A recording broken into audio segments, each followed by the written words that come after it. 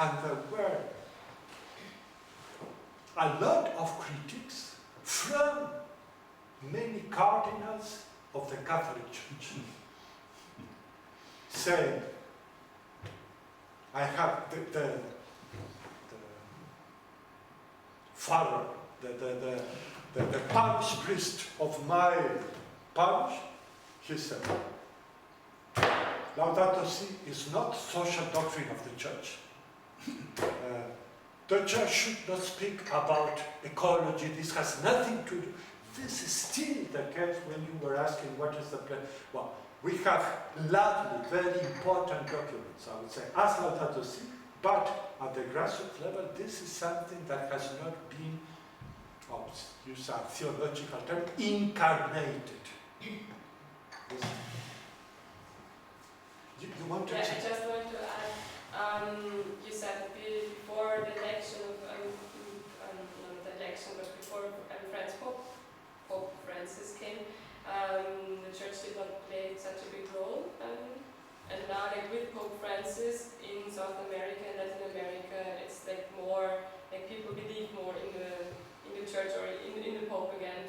And I think this is a lot about identification because Pope Francis came from there. So it's like, okay, it's our Pope and it's us. So for example, now when you go to Poland, there still is like this hype about the former Pope. So I think it's a lot about identification. That's very true, because I would say this is my Pope. Yes. Although, I don't know if you know, but if someone tells me, when I speak Spanish, you're coming from Argentina, for me this is an insult. Probably for us, and you're coming from Germany. No, not at all, not at all. However, although Pope Francis is an Argentinian, I would say he is mine. But the identification, I just say, is not only related or coming from a geographic region, but expressing of a way of understanding what it is to be Christian in today's world that is close to what many Catholics in the region believe, which was not the case under Pope Benedict or Pope John Paul II. So this on one hand. On the other hand, I would say it goes beyond the Catholic Church, because as I was saying, there's a recognition by non-Catholics that the role the Pope as religious leader is playing in the world is important, and they support this. So this is why, while it has decreased, I will come back later, because of the attitudes of the church in previous decades, it has grown up with Pope Francis. Okay, some notes on on this process from social justice to eco from ecological, eco-social justice in America, in Latin America.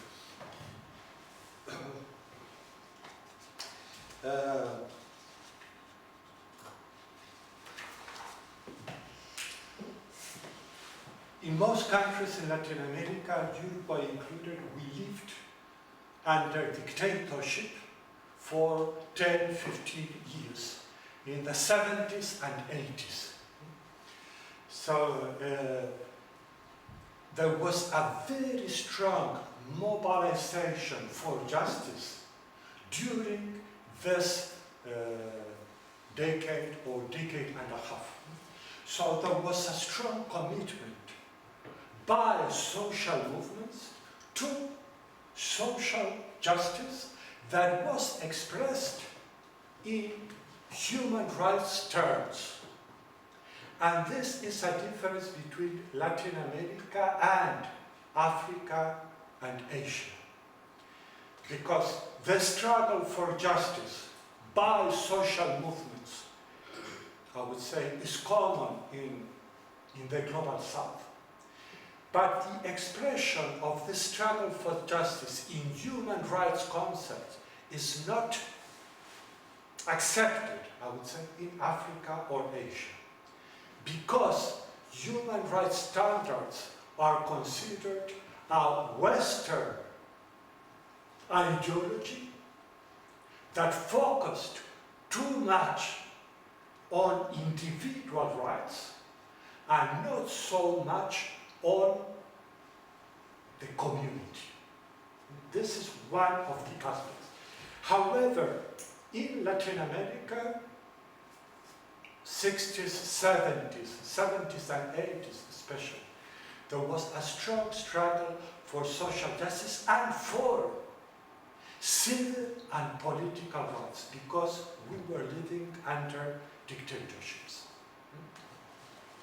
So this was very strong, and here churches were also involved in both sides.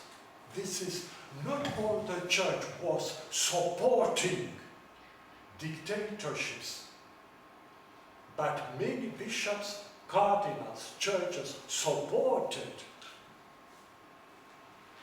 violation of human rights, and at the same time, bishops, but people, lay people, priests, were also involved in the struggle for justice. So the churches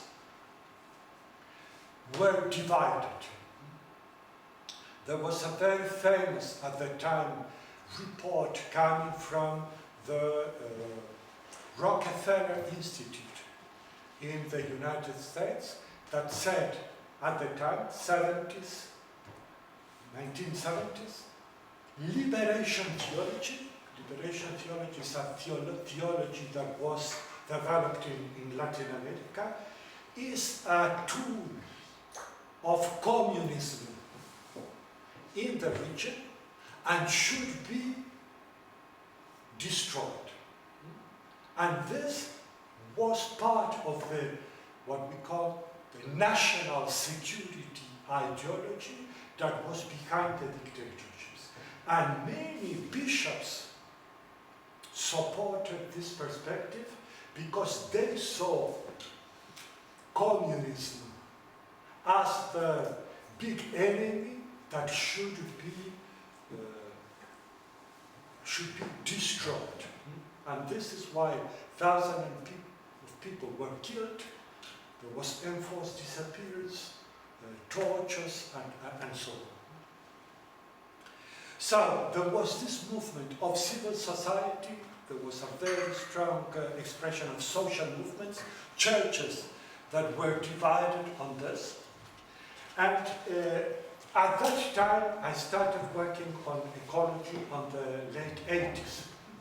At that time, people who were at the social movement started, they were the first years after, in Uruguay, after having achieved again democracy.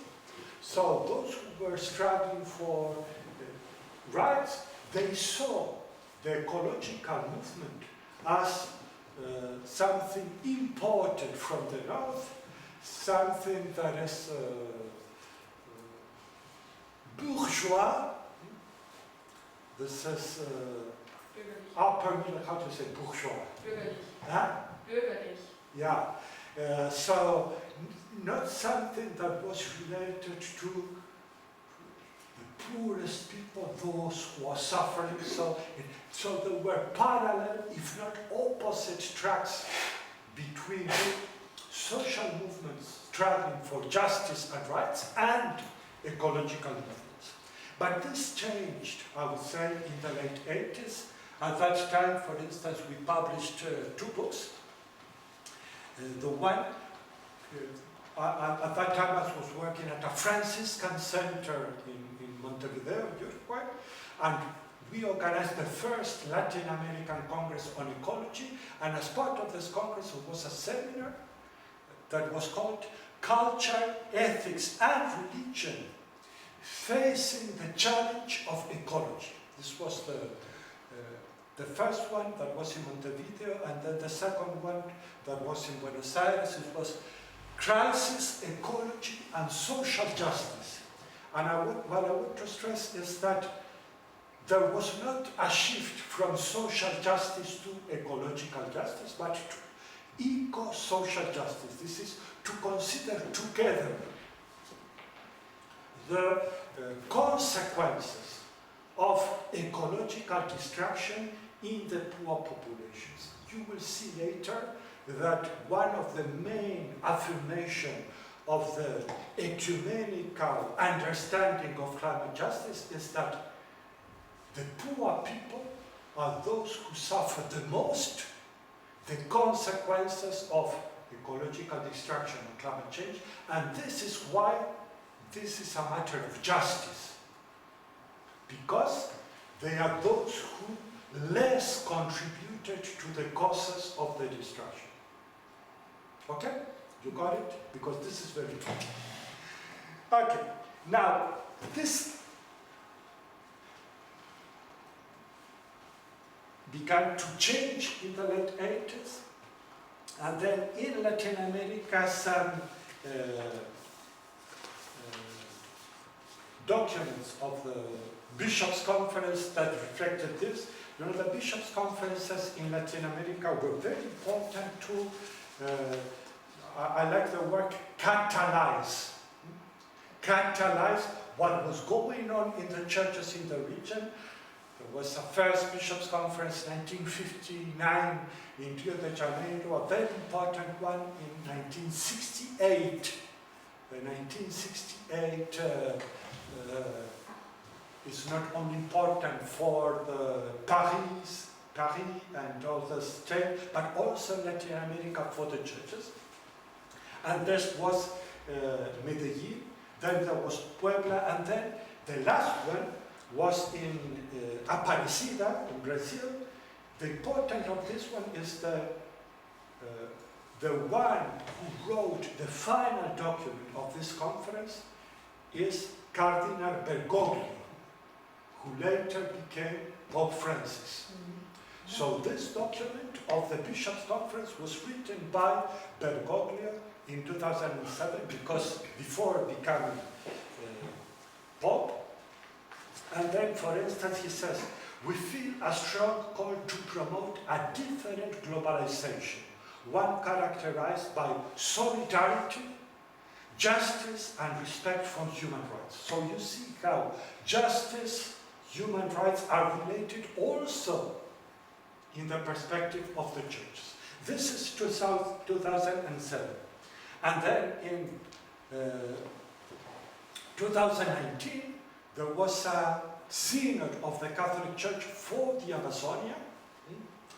And then here they take a lot from Laudato Si, but it is reflecting what the bishops of the region, but also with many others coming here, they said ecology and social justice are intrinsically united.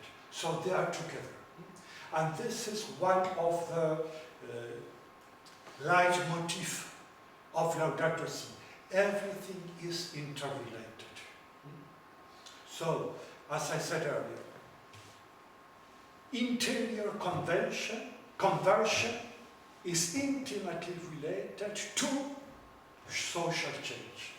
One goes with the other, and one feeds the other. If I'm convinced of doing something, then I will act either, as you said, turning off the light, either, as Ernst was telling me, demonstrating in the streets. So how to link and not to have this social mobilization in parallel or against internal change or conversion.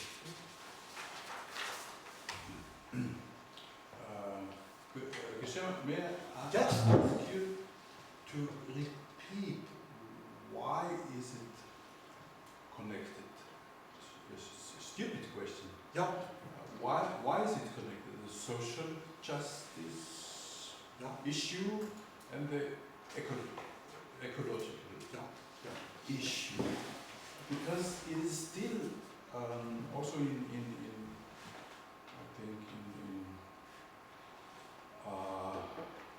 there's different movements in Austria, for example. It's still something separate. Yeah. But why? Yeah. Why is it united? Yeah. I think first, because it is an issue of justice, in the sense that those who, as I said earlier, those who are suffering most the consequences of, if I take climate change, are the poorest communities. This is the social excluded. And when you say poorest, this includes, for instance, people living in low-lying islands. This is, in many islands in the Pacific, the height over sea level is no more than 1 meter. So this is the case, for instance, of Tuvalu, very small islands, Tuvalu, Kiribati, that it's a little larger, coastal areas of Fiji, where people have already been displaced because and these people are those who have less contributed to climate change, because we know, because the IPCC, this is Intergovernmental Panel on Climate Change, or the science of climate change is very clear that climate change nowadays is human-induced. It is people who produce climate change, especially after the Industrial Revolution, where the greenhouse emissions have increased exponentially, and this has been caused by industrialized countries. This is why we have the Convention on Climate Change. This is why we have the Kyoto Protocol to reduce emissions. So these communities who are suffering this, one of the consequences of climate change is the rise of sea level. Another consequence is the increase in the strength and frequency of extreme weather conditions. For instance, when in many countries in Africa you used to have a dry season and a humid season, now it's all, and then you have droughts for years, and people have to be displaced, or you have famines and people dying. So, and this is a matter of justice, because these people have not produced climate change. This is what in 1992 we have the Earth Summit in Rio that adopted Climate Change Convention, Biodiversity Convention, Desertification Convention, and the Forest Principles. And the Rio Principles said there is a historic responsibility of industrialized countries. So if those who are the socially excluded or marginalized are suffering most the consequences, and they have not produced this is a matter both of ecological and social justice. Does this help, Ernst? Yeah, Yeah? completely clear. So,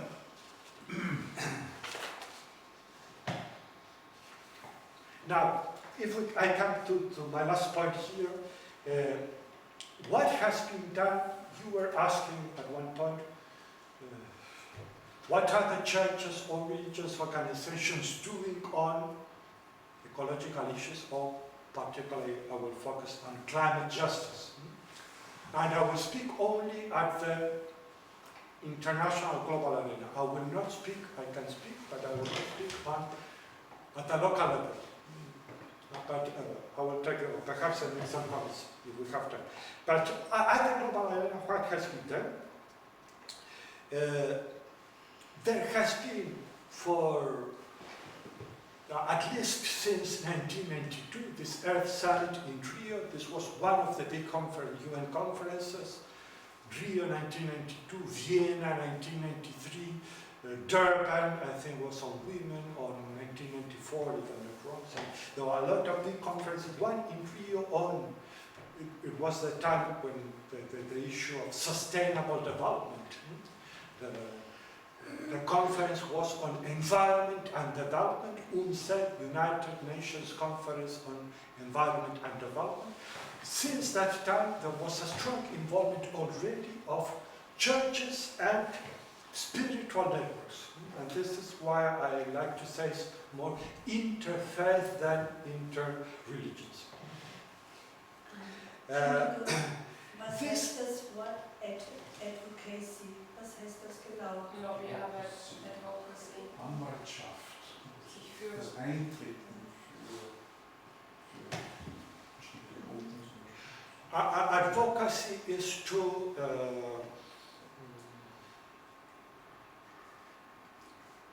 speak up for something. to say before the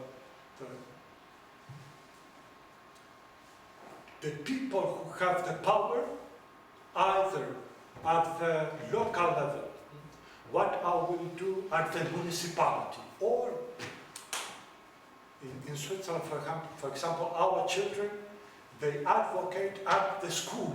No? They go to the director of the school to say, we want to have grass on the playground. We don't want any more. So this is to be able to express what are needs, concerns,